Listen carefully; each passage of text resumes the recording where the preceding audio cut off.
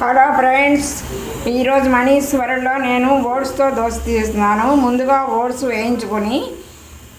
వేయించుకొని దానిలో గోధుమ రవ్వ కూడా వేసి పౌడర్ చేసుకొని ఒక బౌల్లో ఇలా పోసుకోవాలి.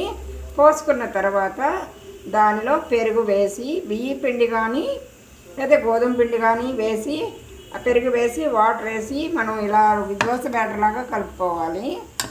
దాంట్లో మళ్ళీ అల్లము, నల్ల మిరియాలు, కరివేపాకు వేసి మిక్సీ కొట్టి మళ్ళీ ఆ పిండిలో కలపాలి. కలిపిన తర్వాత మనం ఏం చేసుకోవాలంటే మనం ఉల్లిపాయ, పచ్చిమిరపకాయ ఇలా సన్నగా తరుక్కుని పక్కన ఉంచుకోవాలి.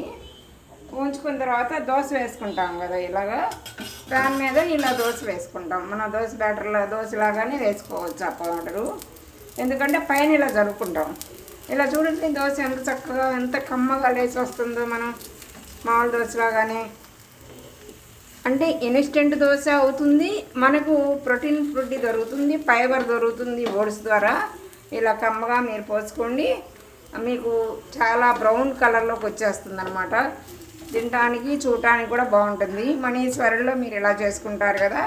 పైగా నేనేం చేస్తానో తెలుసా, టిఫిన్తో పాటే పక్కన ఇక్కడ కుక్కర్లో పప్పు పెట్టుకున్నాను. ఇక్కడ పప్పుచారుకి అన్నీ రెడీ చేసుకున్నాను. చింతపండు పోసి వెనుకొని సొరకాయ ముక్కలు, టమాటా ముక్కలు, ఉల్లిపాయ ముక్కలు, బెండకాయ ముక్కలు అన్నీ వేసి ఉప్పు, కారం, కరివేపాకు కూడా వేసి కలిపి ఉంచుకున్నాను. ఎందుకంటే టిఫిన్తో పాటే నాకు చారైపోతాయి అన్నమాట.